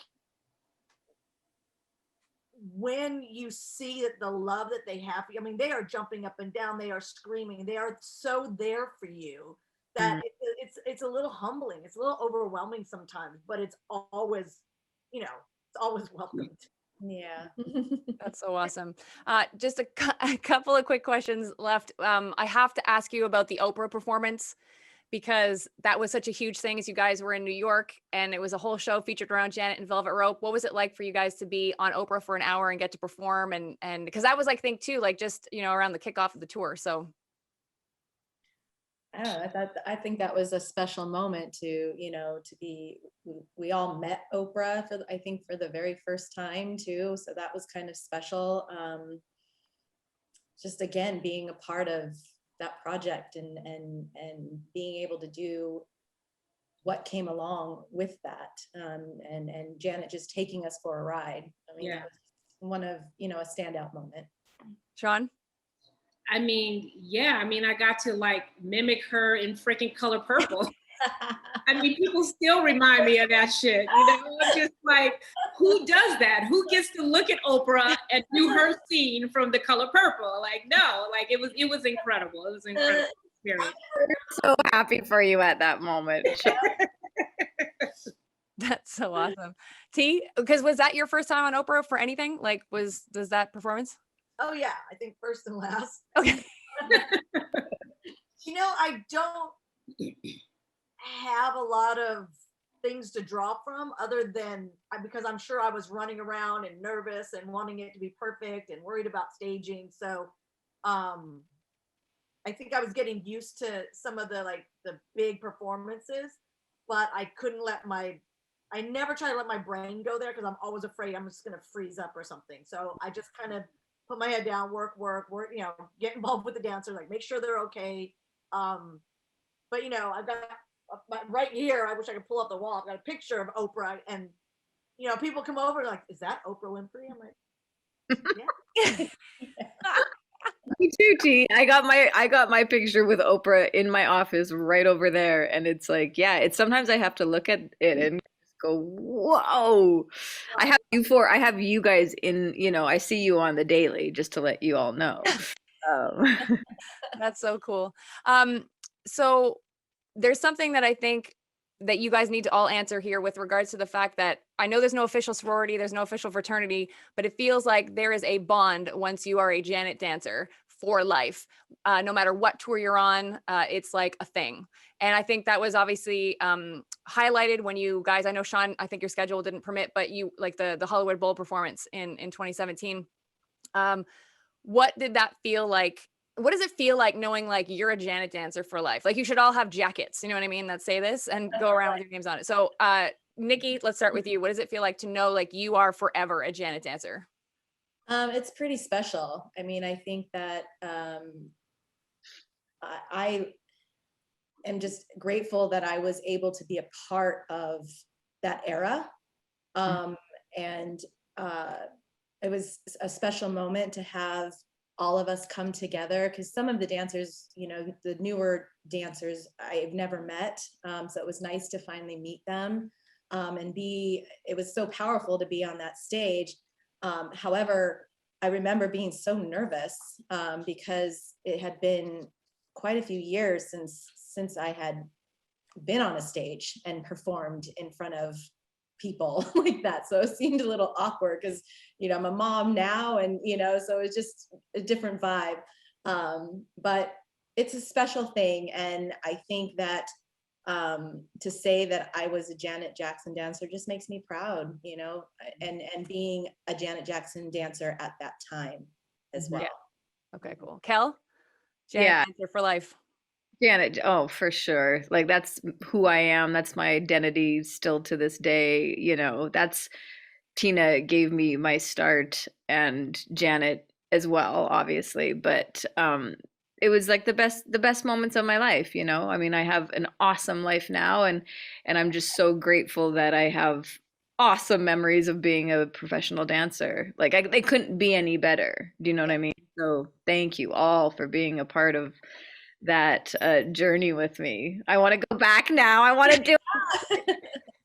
Sean, what is it like for you to be part of the Janet Dancer Club for life? Oh no, Oh my gosh, like Nikki said, I am so grateful to be part of the era that I came in, you know, like I really am. And you know, I always say I was raised in the school of Janet. I always say that because it shows me now, you know, with my business, how I am as a businesswoman, as a mom, like really what I've learned, life lessons and career, and as lessons as a dancer, as an artist, from Tina and Janet. And I am connected to the new dancers, you know, and I have a relationship with them. I have a relationship with some of the choreographers that choreographed for her recently. And it's awesome to see that now they're a part of it, you know, and to see it continue to grow and flourish. So I'm really proud. And anytime that Like one of them calls me Mama Sean, and I'm like, shit, am I old like that? but it kind of makes me smile because I'm like, oh, you know what? I'll take that. I'll take that and pass on the experience that I got when I was on the project. Yeah. Tina, Janet dancer, Janet choreographer for life. For life. Yeah, I mean, I feel like the ladies do too. I feel really proud that and incredibly grateful that that's kind of where my choreography career started, right? I mean, I'd been working prior, but not really. And to be able to get that education from somebody at her level that also wasn't dramatic and drama and nasty. And so to know like, hey, this is the bar. Mhm. And this is where it should always be. And when we were at Hollywood Bowl, I felt the same way with Sade. I'm like, oh my God, I'm like the oldest one here. But it felt like this weird family tree where you're meeting cousins that you hadn't met before, and you're meeting family members that you haven't met before, but we're all connected through the same person. And just to know that I think we've all had similar experiences with Janet, through the music, through the fans. I've always said she has the best fans in the world. I'm just grateful that I got to go through it with these ladies. Yeah. Me too.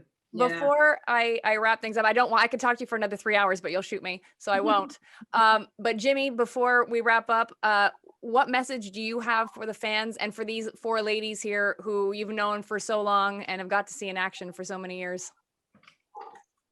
Wow. Okay. Well, a lot of thoughts go through my head, but one thing that I just will go back just real quick, Velvet Rope is really interesting. To think about something I said earlier, which when I talk about the depth and the range and the scope that these dancers embody and Tina's choreography embody, think about the singles that came off of that album. You had God Till It's Gone, I think was first. So very, very spare, very hip hop, very, that vibe, right? Then you followed it up with Together Again, right? So now you're poppy and you're up tempo, you're dance, you're whatever. And now you go to I Get Lonely, which is basically a ballad, but a funky ballad. And the range of musical style, but then the range of the choreography that had to go with those. But it brought everybody together on the same page, which is pretty amazing to do. It almost could be 3 singles from 3 different artists, if you think about it. Mm-hmm. But the fact that it all became one vision under, with Janet's voice and with the creativity of the visuals and stuff, to me, that's amazing. So I just want to just point that out to people if they don't realize it, and also point it out to you guys, because one of the things I feel the same way when I listen to the music. The separation is interesting now because as we're doing the music, we're always looking for the mistakes or listening for the mistakes. And I'm sure you guys are like that with the choreography. When you, back in the day, you'd think about a show and you go, oh, I missed that step, or whatever. There'd be like little things you'd remember. But 20 years later, you look back at it and you just remember the way that it makes you feel. And now you can watch it without kind of trying to analyze it. You can just watch it and enjoy it. Yeah. And for the first time, I find that when I hear a lot of our music, I feel like I'm enjoying it like the fans enjoyed it, right? Without having those thoughts of, work. They're just enjoying it for what it is. So I'm glad you guys, what I'm getting is that you guys kind of feel like now, looking back on the experience of it, when you're in it, it's a different viewpoint because you're in the middle of it. Right. But looking back at it now, when you see it, and I know it puts a smile on your face, and it gives you that feeling, and now you know how the fans feel. And that's what I think is very cool, is to be able to have that experience, to be able to go back and do that. And listen, the fans at the end of the day are the reason that we all do it. Kelly, when you asked earlier about, when you went to certain towns, was there a different thing? It's funny because I always, in my experience back, way before these guys, playing with the time, I remember we'd go into certain towns and it would be like a small town or something, and we'd think, oh, this is going to be okay. But we wouldn't have like a big expectation. And they'd be the absolute best audience. Like they'd know all the songs, they'd be singing all the words. And then we'd go to like a big city where we'd expect like, oh, it's going to be great. And that crowd would be kind of like, oh yeah, they're okay, you know, that kind of thing. So you never really know. But at the end of the day, when the song starts and the music starts and you see those people out there, and you see, particularly when you think about Janet's audiences, which I always thought was really cool. First of all, it looks a lot like the way the Zoom screen looks, right? it's really kind of everybody, right? So the audience was young, old, black, white, straight, gay. It was everything across the board, right? All ethnicities, all whatever. The thing that brought it together was the music. And so that's the thing that's so impressive about this to me, and looking back at everybody here and everybody's careers and what they've done, is uniting those people together. So it wasn't just that there was a huge audience, but if you think about the makeup of that audience, it was parents and their kids, it was teenagers, it was everything across the board. And it was like that around the world. You could go to Japan and do the same thing. You could go to Australia and do the same thing. It was, the music put everybody on the same page, on the same wavelength. And even if you disagreed with people in a conversation, for that moment or that hour or two that you're together in that audience, you got everybody on the same page. And that's the blessing that we've all been able to have. And Tina's explanation I loved was that, like a family reunion, that's what it is. It's like the one thing we have all in common is Janet. We may have other things in common or other things not in common. She's the one thing we all have in common. And so we're blessed to have a person that powerful, that meaningful in our lives, that has really changed our lives. And today she's brought us together, right? So how cool is that? I haven't seen you guys in a while, and this is amazing. So I'm glad I got to be a fly on the wall and just listen to this conversation, because it's amazing. Well, thanks for coming, Jimmy. Yeah. I loved it. I'm so glad, and it's so good to see you guys. And I will just once again just thank you for everything that you brought to what it is we do. It's one thing to create the music, that's one piece of it, but all the other pieces to really bring it to life, that's what you guys are all involved with doing. And when Kelly asked about the if, the dun, dun, dun, dun, dun, dun, dun, dun, I mean, I can't hear that musically without thinking of the choreography in that part. So the choreography is as iconic, and the performance of it is just as iconic as the music is. So anyway, I just want to thank you guys for it, and thank you for allowing me to. Thank Great you. seeing you Thank guys. you for the music. I mean, we wouldn't be able to do what we do without music. So thank you, Jimmy. I think it's just mutual respect that, for everybody that was involved. I think we all had it for one another. That's also was part of the magic, is we just loved each other and were so respectful to what we knew that we were part of a piece of the puzzle, and then we all knew that. So For sure. it was a little piece of magic for sure. So- doubt. The other thing, last thing I just thought about too, is if you think about this team of people, just the people that are on the screen, and obviously there's tons that we're not seeing here, but just the amongst the five of us that are here, it is, you could literally say it's like an all-star team of creatives in any medium. And any one of us could be just the person and not on our own, just doing our thing. The fact that we're all sharing this one thing in common, which is Janet, is amazing, because it's rare that you get to me this much talent all on the same page and all working together and all collaborating together. And there's a true magic in that happening. And I appreciate it so much, because like I say, everybody on their own is so talented and can do their own thing. And obviously everybody's doing their own thing now. The fact that it's all on the same team, and we will always be on the same team, that's the really cool thing about it, even as we go forward. So pretty amazing. Thank you. Jimmy and Kelly and Sean and Nikki, this is my chance to just take the fans on my back for a second and just thank you so much for everything, for that decade that you were with us, and the fact that you're still bringing us joy 20, 25 years later. We are just so thankful. I know you got me through my teenage years and into my 20s by getting to experience your music videos and the tours. And it's an honor to have you on my show. So I thank you so much. And thank you so much from the fans for doing this. We really appreciate it. Thank you, Kelly. Thank you, Kelly, for bringing us all together. Yes. Well, that's awesome. So I really appreciate that. And a big shout out to the fans who are watching. Thank you so much. We've had like hundreds of people watching for the last almost 2 hours. So thank you so much for that. I'll just mention that you guys can watch this obviously on replay on our Facebook page, Kelly Alexander Show, and on our YouTube channel within the next couple of days, youtube.com/Kelly Alexander Show. So my ladies are holding on for a second just for me before you hang up. But guys, we're going to come off the live stream. So thank you so much. Have a great night. Hey, it's Kelly Alexander, and thank you so much for watching. Please make sure to subscribe to our YouTube channel, youtube.com/Kelly Alexander Show, so you are the first in line for all the cool content coming your way.